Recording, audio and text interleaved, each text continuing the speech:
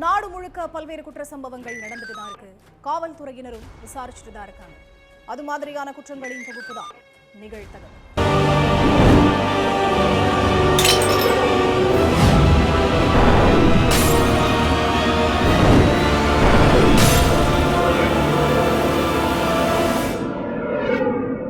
நிகழ்த்தகவு. Insta பிரபலத்துடன் தொழில் செய்து வந்த ஓய்வு பெற்ற கல்லூரி துறை தலைவர்.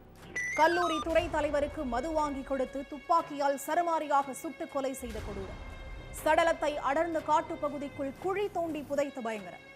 லாஸ் கால் லிஸ்ட் மற்றும் செல்போன் சிக்னலை வைத்து கொலைகார கும்பலை கையும் களவுமாக பிடித்த போலீஸ். கல்லூரி துறை தலைவரை கொன்ற கும்பல் யார்? பின்னணி என்ன?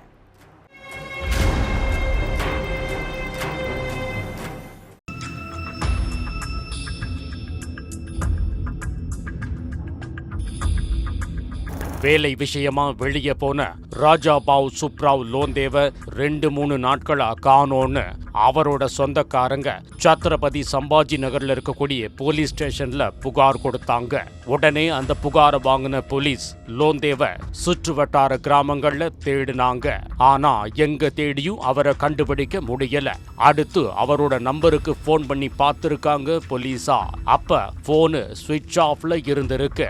அதுக்கடுத்து அவருக்கு கடைசியா கால் பண்ணது யாரு, அவரு காணாம போன அன்னைக்கு யார்கிட்ட எல்லாம் போன்ல பேசி இருக்காருன்னு மொத்த டீடைல்ஸையும் எடுத்து பார்த்திருக்காங்க. அதுபடி லோந்தேவுக்கு கடைசியா கால் பண்ண விஷாலோட நம்பரை எடுத்த போலீஸ் அதை வச்சு அவரை பிடிச்சு விசாரிச்சிருக்காங்க. அப்ப லோந்தேவை எனக்கு ரொம்ப நாட்களா தெரியும், அவர் என்னோட பிசினஸ் பார்ட்னர், ஆனா அவர் காணாம போன விஷயத்தை பத்தி எனக்கு எதுவும் தெரியாதுன்னு சொல்லிட்டாரு. அதுக்கடுத்து அவரோட செல்போன் சிக்னல் எந்த இடத்துல கடைசியா பதிவாகி இருந்ததுன்னு செக் பண்ணி இருக்காங்க போலீஸ்.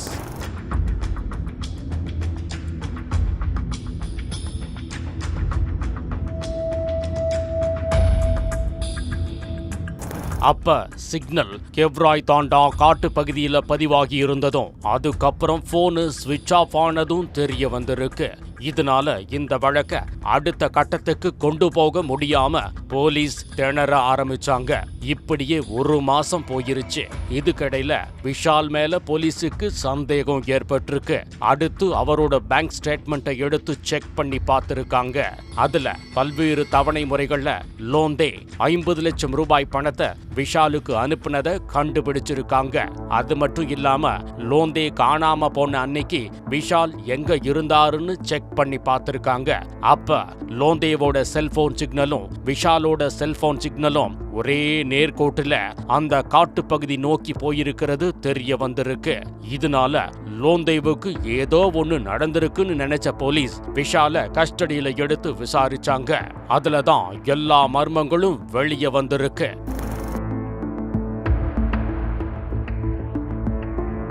மகாராஷ்டிராவில் இருக்கக்கூடிய சத்ரபதி சம்பாஜி நகரை சேர்ந்தவர் 60 வயசான ராஜாபாவ் சுப்ராவ் லோந்தே. கவர்மெண்ட் இன்ஜினியரிங் காலேஜ்ல துறை தலைவராக இருந்து ஓய்வு பெற்ற இவரு இப்ப பிசினஸ் பண்ணிக்கிட்டு இருந்ததா சொல்லப்படுது.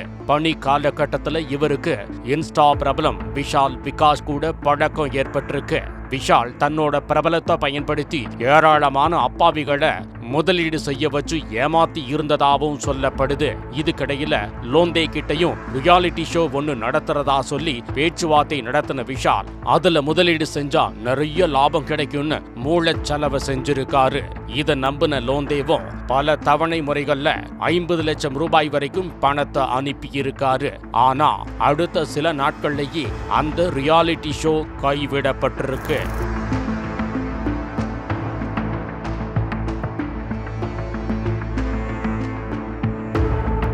இதனால லோந்தே தன்னோட காசை திருப்பி கேட்டு விஷாலுக்கு போன் மேல போன் பண்ணி இருக்காரு. விஷால் பணத்தை அப்ப தர்றேன் இப்ப தர்றேன்னு சொல்லி இருக்காரு. ஆனா கிட்டத்தட்ட 6 மாசமாகியும் பணத்தை கொடுக்கவே இல்லை. இதனால ஆத்திரமடைஞ்ச லோந்தே என்னோட பணத்தை ஒழுங்கா திருப்பி கொடுத்துரு, என்ன ஏமாத்தணும்னு நினைச்சேன்னா உன் மேல போலீஸ் ஸ்டேஷன்ல புகார் கொடுத்துருவேன்னு சொல்லி மிரட்டி இருக்காரு.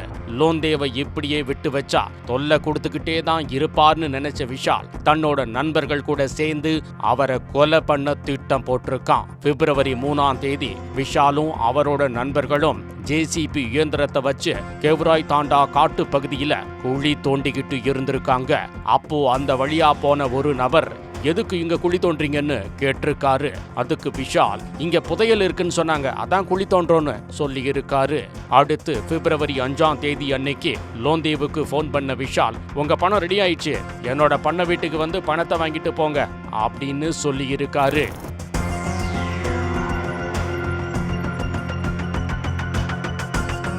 அதுபடி லோந்தேவும் அங்க போக, பணத்தை காலையில தர்றேன், இப்ப எல்லாரும் ஒன்னா உக்காந்து மது குடிக்கலாம்னு சொல்லி இருக்காரு விஷால். அதுக்கு லோந்தேவும் சரின்னு சொல்ல விடிய விடிய அவருக்கு மதுவை ஊத்தி கொடுத்திருக்காங்க அந்த கும்பல். பிப்ரவரி 6ஆம் தேதி காலையில தூங்கி எந்திரிச்ச உடனே என்னோட பணத்தை கொடுங்க, எனக்கு நிறைய வேலை இருக்கு, நான் வீட்டுக்கு போறேன்னு சொல்லி இருக்காரு லோந்தே. அப்ப மறைச்சு வச்சிருந்த துப்பாக்கியை எடுத்த அந்த கும்பல் அவரை சரமாரியா சுட்டு கொண்டு இருக்காங்க. அடுத்து கார் டிக்கியில சடலத்தை தூக்கி போட்ட அந்த கும்பல் நேரா காட்டு பகுதிக்கு போயிட்டு ஏற்கனவே தோண்டி வச்ச குழியில சடலத்தை புதைச்சிட்டாங்க. அதுக்கடுத்து ஒன்னும் நடக்காத மாதிரி எல்லாரும் ஊருக்குள்ள உலா வந்திருக்காங்க.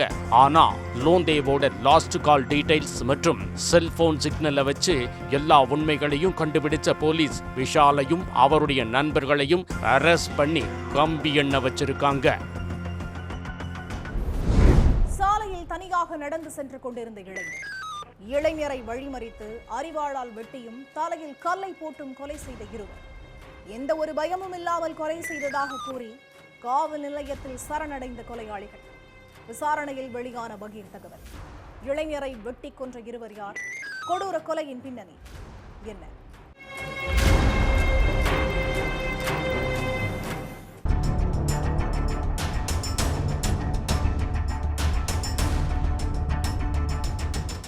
செட்டிப்புண்ணியம் ரயில்வே கேட் பகுதி வழியா பொதுமக்கள் சிலர் பைக்ல போயிருக்காங்க.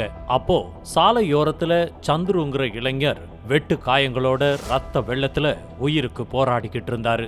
இத பார்த்த நபர்கள் 108 ஆம்புலன்ஸுக்கு போன் பண்ணி வர வச்சு அவரை ஹாஸ்பிட்டலுக்கு அனுப்பி வச்சாங்க. அங்க அவரை பரிசோதனை பண்ண டாக்டர் அவர் உயிரிழந்துட்டதா சொல்லிட்டாங்க. இந்த விஷயத்தை கேள்விப்பட்டு ஸ்பாட்டுக்கு வந்த போலீசார் கொலைக்கான காரணம் பத்தி விசாரிக்க ஆரம்பிச்சாங்க. கொலையாளிகள் யாருன்னு தெரிஞ்சுக்க அந்த ஏரியாவுல உள்ள சிசிடிவி காட்சிகளை எடுத்து பார்த்தாங்க. அதை அடுத்து கொலை நடந்த இடத்துல கடந்த சந்துருவோட செல்போனையும் எடுத்து அவருக்கு யார்கிட்ட இருந்து லாஸ்ட் கால் வந்திருக்கு, யார் அடிக்கடி போன் பண்ணிருக்காங்கன்னு எல்லாத்தையும் எடுத்து பார்த்தாங்க. ஆனா அதுல எந்த ஒரு துப்பும் கிடைக்கல. அதை அடுத்து சுற்று வட்டார கிராம மக்கள் கிட்ட இந்த கொலை எப்படி நடந்துச்சு, கொலையாளிகள் யாருன்னு உங்களுக்கு தெரியுமான்னு கேட்டிருக்காங்க.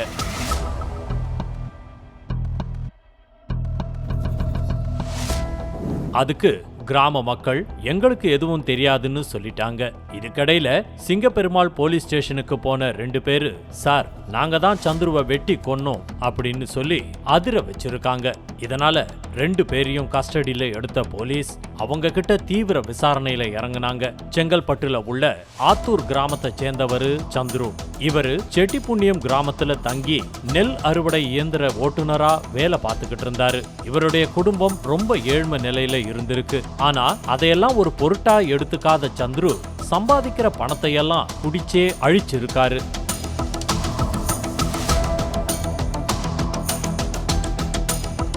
சமீபத்துல இவருடைய நெல் அறுவடை இயந்திரத்துல பழுது ஏற்பட்டிருக்கு. இதனால சிங்கப்பெருமாள் கோவில் பக்கத்துல உள்ள அஜித்துங்கிற இளைஞருடைய கடைக்கு போயிட்டு பேட்டரி வாங்கிட்டு வந்திருக்காரு.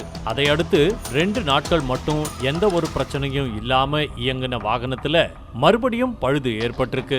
இதனால நேரா அஜித்தோட கடைக்கு போன சந்துரு, நீ கொடுத்த பேட்டரி சரியில்லை, அதனால இந்த பேட்டரியை வாங்கிக்கிட்டு என்னோட காசை திருப்பி கொடுன்னு கேட்டிருக்காரு. அதுக்கு அஜித், நான் உனக்கு நல்ல பேட்டரியை தான் கொடுத்தேன், உனக்கு வேற பேட்டரியை கொடுக்கறேன், ஆனா என்னால பணத்தை எல்லாம் திருப்பி கொடுக்க முடியாது, உன்னால என்ன செய்ய முடியுமோ பண்ணிக்கோன்னு சொல்லி பதிலுக்கு சண்டை போட்டிருக்காரு. இதனால கடும் ஆத்திரம் அடைஞ்ச சந்துரு அஜித்தோடைய கடை கண்ணாடிய அடிச்சு உடைச்சிருக்காரு. அதை அடுத்து 2 பேரும் மாறி மாறி பயங்கரமா தாக்கிக்கிட்டாங்க. இத பார்த்து அங்கிருந்த மக்கள் 2 பேரையும் சமாதானப்படுத்தி இருக்காங்க. அப்ப சந்துரு அஜித்தை பார்த்து, உன்னை கொலை பண்ணாம விடமாட்டேன்னு எச்சரிக்கை விடுத்திருக்காரு.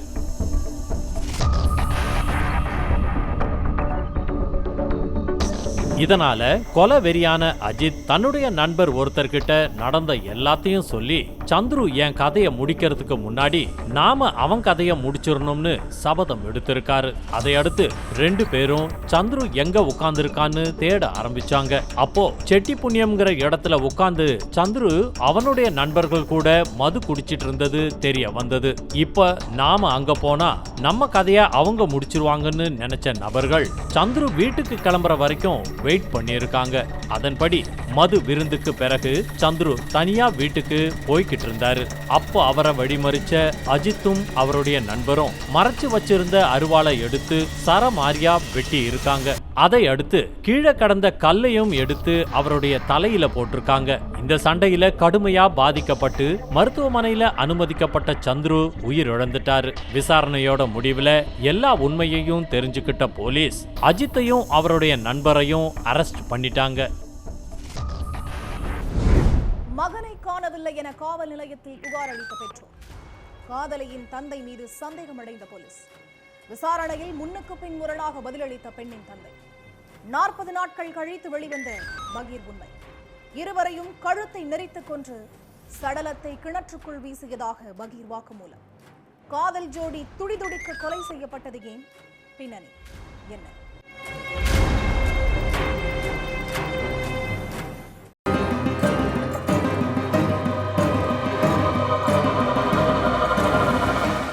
பிப்ரவரி 5ஆம் தேதி ஃப்ரெண்டு வீட்டுக்கு போறதா பெற்றோர்கிட்ட சொல்லிட்டு கிளம்புன நவீன் 2 நாட்களா வீட்டுக்கு வரல.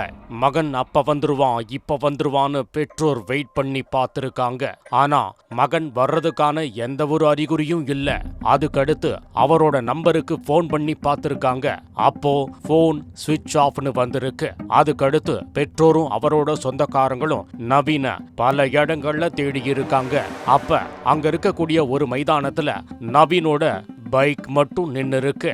ஆனா நவீன காணல.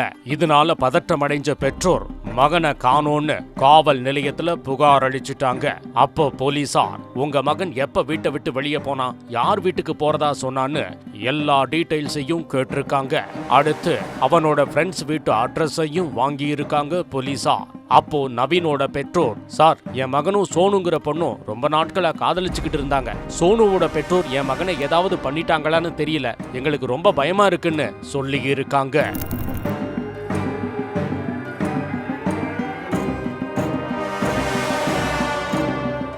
இந்த சம்பவம் நடந்து 4 நாட்கள் கழிச்சு சோனுவோட பெற்றோர் தன்னோட மகள் வீட்ல இருந்த நகைகள் எல்லாத்தையும் எடுத்துக்கிட்டு நவீன் கூட ஓடி போயிட்டான்னு சொல்லி புகார் கொடுத்திருக்காங்க.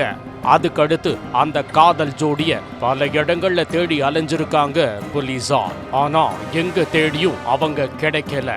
2 பேரோட செல்போன் சிக்னலையும் செக் பண்ணி இருக்காங்க.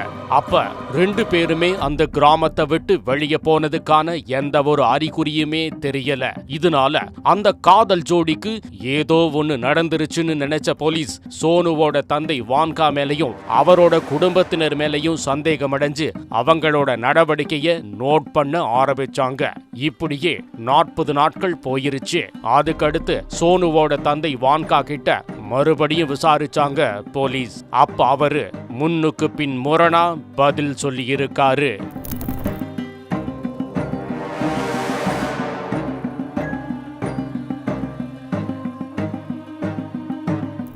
இதனால காதல் ஜோடி காணாம போனதுக்கும் அவருக்கும் தொடர்பு இருக்கிறதா சந்தேகமடைஞ்ச போலீஸ் அவர்கிட்ட கிடுக்கு பிடி விசாரணையில இறங்குனாங்க. அதுலதான் 2 பேரையும் கொலை பண்ணி கிணத்துல வீசிட்டதா பகீர் வாக்குமூலத்தை கொடுத்திருக்காரு வான்கா.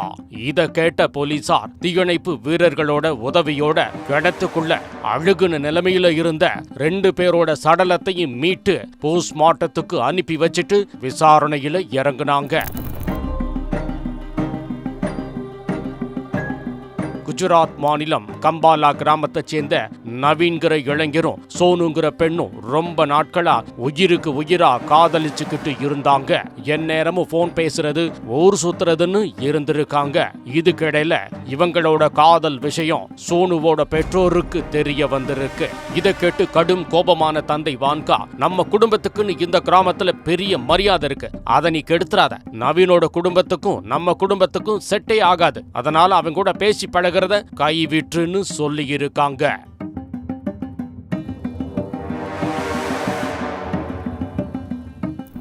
அதுக்கு சோனு, நவீன் ரொம்ப நல்ல பையன், எனக்கு கல்யாணம்னு ஒண்ணு நடந்துச்சுன்னா அது நவீன் கூட தான், அவனை தவிர நான் யாரையுமே கல்யாணம் பண்ண மாட்டேன்னு சண்டை போட்டிருக்காங்க.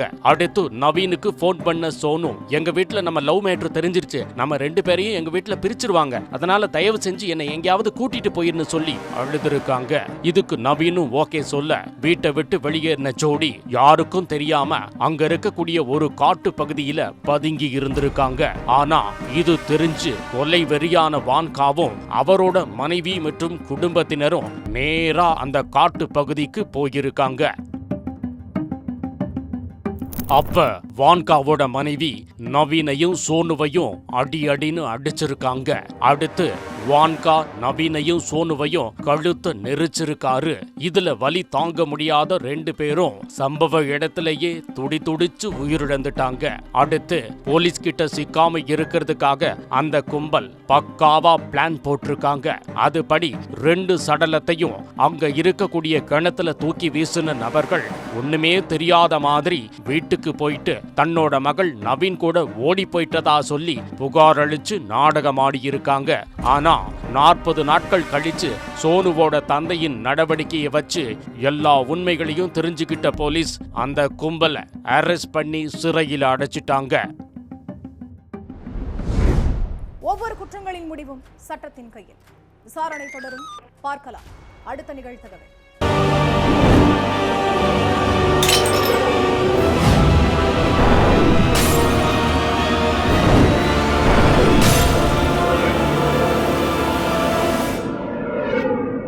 நிகழ்தகவு